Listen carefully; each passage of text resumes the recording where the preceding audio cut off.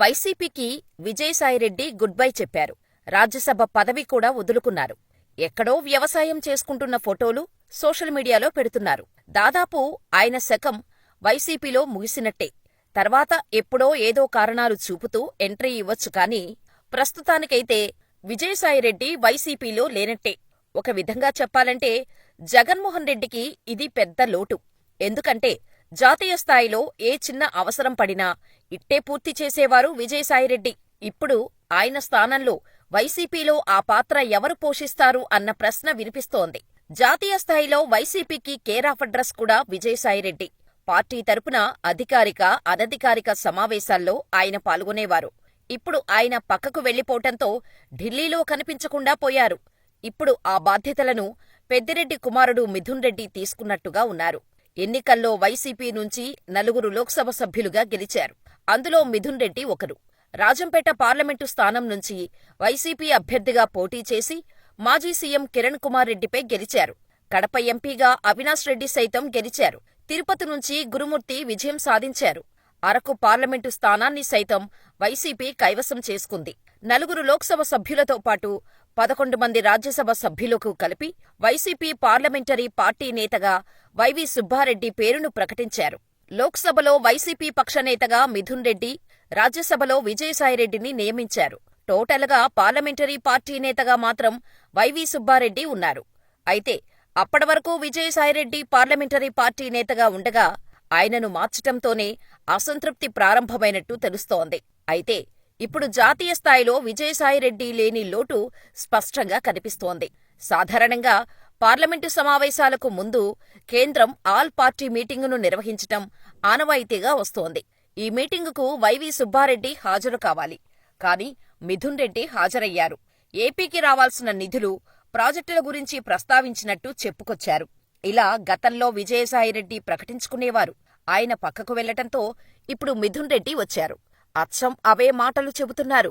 దీంతో వైసీపీ జాతీయ వ్యవహారాలు మిథున్ రెడ్డికి అప్పగించినట్టు టాక్ ప్రారంభమైంది. వాస్తవానికి మిథున్ రెడ్డి జగన్కు అత్యంత నమ్మకమైన నేత. ఎన్నికల్లో కీ రోల్ ప్లే చేశారు. ఎన్నికల్లో పెద్దిరెడ్డి కుటుంబమంతా గెలిచింది.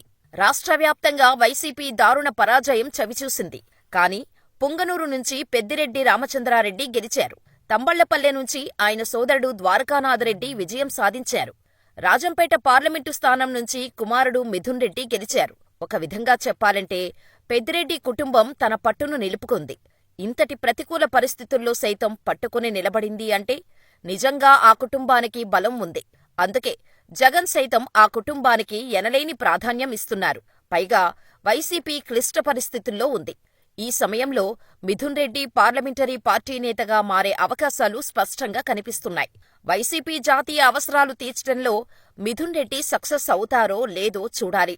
ఇక మరోవైపు రాజకీయాలు మానేసి వ్యవసాయం చేసుకుంటానని చెప్పిన విజయసాయిరెడ్డి కాంగ్రెస్ ఏపీ అధ్యక్షురాలు షర్మిలను కలవటం ప్రాధాన్యత సంతరించుకుంది. వాస్తవానికి విజయసాయిరెడ్డి వైఎస్ రాజశేఖర్ రెడ్డి కుటుంబానికి అత్యంత విధేయుడు. ఆ కుటుంబం ఆడిటర్గా కూడా పనిచేశారు. కానీ జగన్కు అత్యంత సన్నిహితుడుగా మారిపోయారు. ఆయన అక్రమాస్తుల కేసుల్లో ప్రధాన నిందితుడిగా ఉన్నారు. జగన్తో పాటు 16 నెలల పాటు జైలు జీవితం కూడా గడిపారు. వైసీపీ ఆవిర్భావంలో క్రియాశీలకంగా పనిచేశారు. ఆ పార్టీ అధికారంలోకి రావటానికి కారణమయ్యారు. అధికారంలోకి వచ్చిన తర్వాత క్రియాశీలకంగా వ్యవహరిస్తూ వచ్చారు. ఇప్పుడు వైసీపీ ఓడిపోవటంతో అనూహ్య పరిస్థితుల్లో వైసీపీకి దూరమయ్యారు. అయితే వైసీపీ అధికారంలో ఉన్న సమయంలో షర్మిల తీరును తీవ్రస్థాయిలో ఎండగట్టారు విజయసాయిరెడ్డి. వైఎస్ వివేకానందరెడ్డి హత్య కేసు నుంచి రాజశేఖర్ రెడ్డి కుటుంబ ఆస్తుల వరకు జరిగిన వివాదాల్లో షర్మిలను తప్పుబడుతూ మాట్లాడారు విజయసాయిరెడ్డి. అన్ని విషయాల్లో జగన్మోహన్ రెడ్డికి అండగా నిలబడ్డారు. షర్మిలకు వ్యతిరేకంగా మాట్లాడారు. తీవ్రస్థాయిలో పదజాలాలను కూడా ఉపయోగించేవారు. ముఖ్యంగా ఆమె కాంగ్రెస్ చీఫ్గా వ్యవహరించిన తర్వాత విజయసాయిరెడ్డి వ్యక్తిగతంగా టార్గెట్ చేసిన సందర్భాలు కూడా ఉన్నాయి. అయితే ఇటీవల విజయసాయిరెడ్డి పార్టీకి గుడ్ బై చెప్పిన క్రమంలో షర్మిల కీలక వ్యాఖ్యలు చేశారు. విశ్వసనీయత కోల్పోయినందునే జగన్ నుంచి విధేయులంతా దూరమవుతున్నారని చెప్పుకొచ్చారు. ఈ క్రమంలో విజయసాయిరెడ్డి షర్మిలను కలవటం ప్రాధాన్యత సంతరించుకుంది. 3 రోజుల కిందట హైదరాబాదులోని లోటస్ పండ్లో షర్మిలను విజయసాయిరెడ్డి కలిసినట్టు తెలుస్తోంది. ఆమెతో 3 గంటల పాటు సమావేశమైనట్టు సమాచారం. అక్కడే విజయసాయిరెడ్డి భోజనం కూడా చేశారని తెలుస్తోంది. ప్రధానంగా ఏపీ రాజకీయాలపై చర్చించినట్టు సమాచారం. ఈ సందర్భంగా షర్మిలను విజయసాయిరెడ్డి క్షమాపణ కోరినట్టు ప్రచారం నడుస్తోంది. అప్పట్లో జగన్ ఆదేశాల మేరకు మాట్లాడాలని, తన మాటల్లో తప్పు ఉంటే క్షమించాలని ఆయన కోరినట్టు తెలుస్తోంది. మొత్తానికైతే షర్మిలతో విజయసాయిరెడ్డి సమావేశం పెను ప్రకంపనలకు దారితీస్తోంది. మున్ముందు ఈ పరిణామాలు ఎటు దారితీస్తాయో చూడాలి.